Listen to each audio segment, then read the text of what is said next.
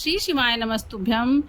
मित्रों, सावन का पावन महीना शुरू हो गया है, जिसकी शुरुआत 22 जुलाई से शुरू होकर 19 अगस्त तक है। आप सभी को सावन की ढेरों शुभकामनाएं। महादेव आप सब पर अपनी कृपा बनाए रखें, आपके परिवार पर और आपके बच्चों पर अपनी कृपा बनाए रखें।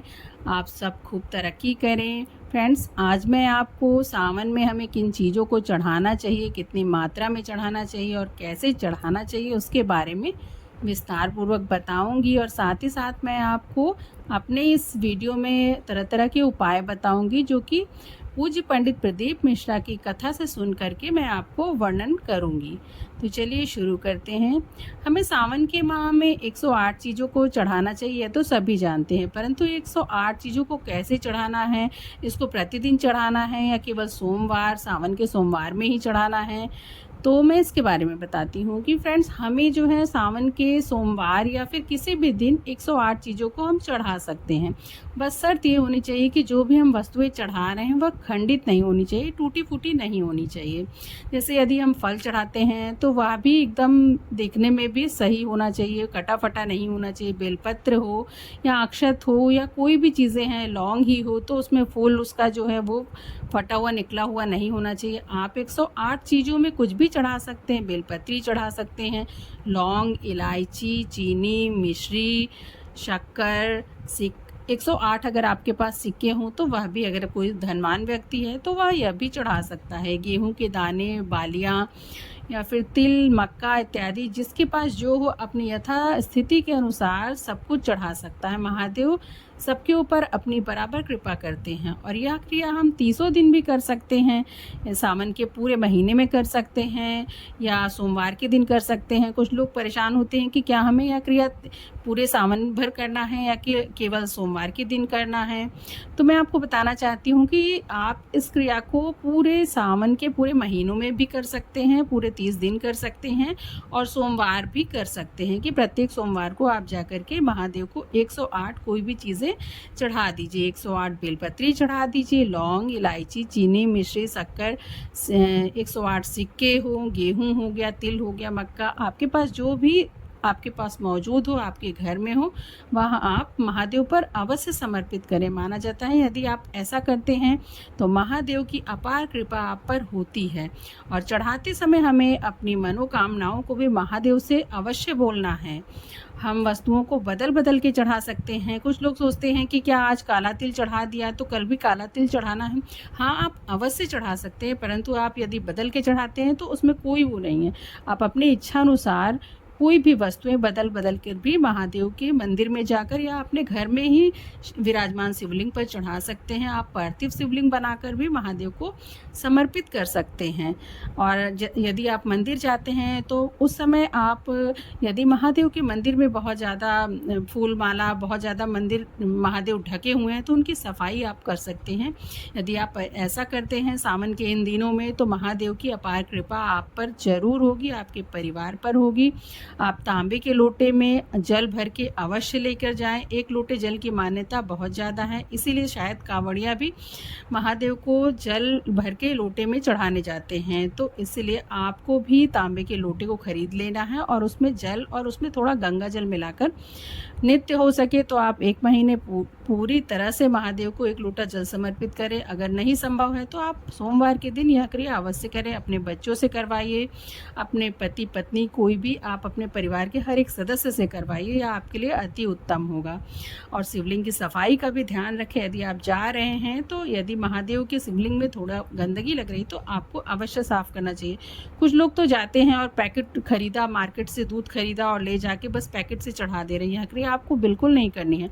आपको घर से लोटा ले जाना है और हो सके तो आपको डेयरी से दूध ले आना है। अगर नहीं संभव है तो आप पैकेट का दूध ही जो है लोटे में भर लें और उसको ले जाकर धीरे धीरे, धार ना टूटे, ऐसी क्रिया से आपको महादेव के ऊपर समर्पित करना है। और यह विशेष रूप से आपको यह ध्यान देना है कि जो आप दूध चढ़ा रहे हैं महादेव को, वह गाय का दूध होना चाहिए, कच्चा दूध होना चाहिए। उबाल कर दूध को ले जाके महादेव को समर्पित नहीं करना चाहिए। अब मैं उपायों की ओर आपको ले चलती हूँ कि हमें किन किन उपायों को करना है इस सावन माह में। तो सबसे पहले आपको क्या करना है कि सावन में किसी भी दिन आप, या तो आप सावन के सोमवार में या प्रदोष में या महाशिवरात्रि का भी दिन आएगा, आप किसी भी दिन शुभ दिन में, या सावन के संभव हो तो आप प्रतिदिन भी कर सकते हैं।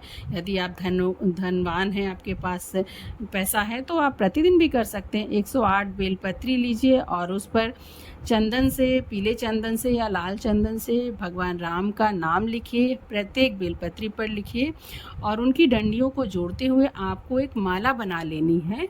और माला बनाने के बाद आप अपने घर में महादेव के शिवलिंग पर या फिर मंदिर जा कर के महादेव के शिवलिंग पर उस माला को समर्पित कर देना है। और माला को समर्पित करने से पहले यदि आप मंदिर जा रहे हो तो घर के प्रत्येक सदस्य के हाथों में उस माला का स्पर्श अवश्य करा लीजिए। ऐसा करने से महादेव की कृपा आप पर और आपके परिवार पर पूर्णतः बनी रहेगी। अब मैं आपको ले चलती हूँ दूसरे उपाय की ओर। दूसरे उपाय में आपको क्या करना है, आपको 2 बेलपत्र लेना है और 2 लोटा जल ले लेना है और फिर उसके बाद आपको लेकर के महादेव के मंदिर चले जाना है। अब इसके बाद आपको क्या करना है, आपको बेलपत्र को महादेव की शिवलिंग पर अर्पित कर देना है और डंडी जो है वह माता अशोक सुंदरी की तरफ होनी चाहिए और एक बेलपत्र को महादेव के शिवलिंग पर समर्पित करना है। और 2 लोटा जल आप जो ले गए हैं उसको एक साथ दोनों हाथों से एक साथ एक धार के साथ आपको महादेव की शिवलिंग पर जो है उस जल को समर्पित कर देना है। और आपको थोड़ा सा जो है अशोक सुंदरी के नीचे जो जलाधारी होती है वहाँ से आपको थोड़ा सा जल ले करके लोटे में भर के अपने घर ले आना है और घर में हर एक कमरे में उसका छिड़काव अवश्य कर देना है।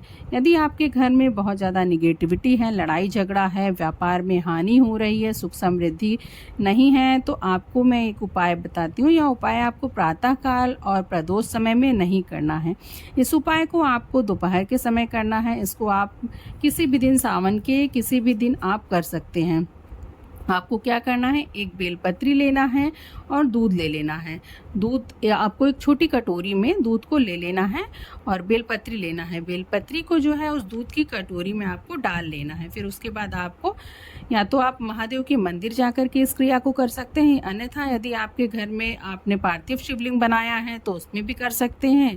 और यदि आपने कोई ऐसे महादेव का शिवलिंग रखा है घर में तो आप उस पर भी यह क्रिया कर सकते हैं। तो कटोरी में जो आपने दूध लिया है उसमें शिवलिंग को, कटोरी में जो आपने दूध रखा है उसमें आपको बेलपत्री को डुबो लेना है और उसके बाद महादेव के शिवलिंग पर ऊपर की तरफ से आपको दाएं हाथ से आपको बेलपत्री को पकड़ना है और उसके ऊपर से धार बनाते हुए कटोरी के दूध को महादेव के ऊपर समर्पित कर देना है। और समर्पित करने के बाद फिर उसके बाद आपको बेलपत्री को अशोक सुंदरी, माता अशोक सुंदरी वाले स्थान पर रख देना है।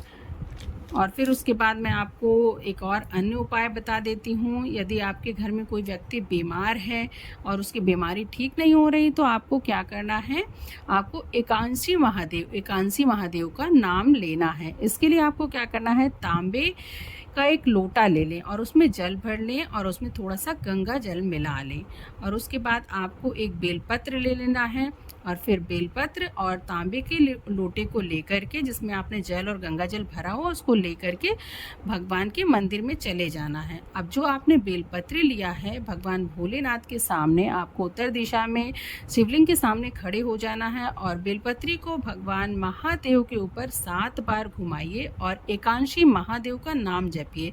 और एकांशी महादेव का नाम जपते जपते आपको उस बीमार आदमी का नाम और गोत्र बोलना है और साथ ही महादेव से विनती करनी है कि महादेव इस बेलपत्री को आप औषधि बना दीजिए। और उसके बाद आपको जो आप लोटे में जल ले गए हैं उस जल को महादेव को समर्पित कर देना है। और जो बेलपत्री आपने महादेव के ऊपर 7 बार घुमाया है उसको आपको बोलना है, उस बीमार व्यक्ति का नाम और गोत्र बोलने के बाद महादेव से औषधि बनाने की याचना करनी है।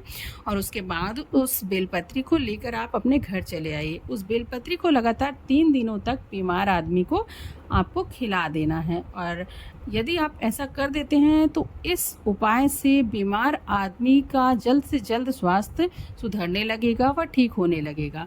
आप इस उपाय को अवश्य करके देखें। या मेरे द्वारा बताया हुआ उपाय नहीं है, या पूज्य पंडित प्रदीप मिश्रा की कथा के द्वारा सुन करके मैं आपको इन उपायों को बता रही हूँ। आप इन उपायों को अवश्य करिए। साथ ही साथ यदि आपको नज़र दोष है, आपके घर पर किसी की नज़र दोष लग गई है, तो उसके लिए भी मैं आपको एक उपाय बता देती हूँ। आपको क्या करना है, एक बेलपत्र लेना है और एक पुष्प ले लेना है। अब ये जो पुष्प आप ले रहे हो या कोई भी पुष्प हो सकता है, कनेर का पुष्प हो या कोई भी किसी भी तरीके का पुष्प हो, आपको ले लेना है और फिर एक तांबे का लोटा लेना है, उसमें जल भर लेना है। बेलपत्र को महादेव के शिवलिंग के ऊपर ले जाकर के समर्पित कर देना है, या क्रिया आप घर में भी कर सकते हैं। बेलपत्र को आपको ले जाके महादेव के शिवलिंग पे आपने समर्पित किया और फिर उसके बाद जो लोटा भर जल लेके गए हैं, आपको सोमेश्वर महादेव का नाम लेकर के उस जल को समर्पित कर देना है। और फिर उसके बाद जो आप पुष्प ले गए हैं उसको भी महादेव के शिवलिंग पर समर्पित कर देना है। सोमेश्वर महादेव का नाम लेने के साथ साथ आपको महादेव से विनती करनी है कि महादेव, हमारे घर में जो भी नज़र दोष, बाधाएं, व्यवधान है, उसको हमारे घर से हटा दीजिए। और उसके बाद आपको जो जल है, उसमें से जो आपने जल समर्पित किया है, थोड़ा जल आपको लेकर आना है और अपने घर में ले आकर उस जल का छिड़काव करना है। यदि आप ऐसा कर लेते हैं तो आपके घर में जो भी नज़र दोष की समस्या है वह शीघ्र ही समाप्त हो जाएगी। फ्रेंड्स, आपको मेरे द्वारा बताया यह उपाय कैसा लगा? ऐसे ही मेरे चैनल के साथ जुड़िए और मेरे चैनल को लाइक, शेयर और सब्सक्राइब करना ना भूलिए। और कमेंट सेक्शन में मेरे द्वारा बताए गए उपायों के बारे में आप पूछ सकते हैं, कोई भी जानकारी ले सकते हैं। Thanks friends.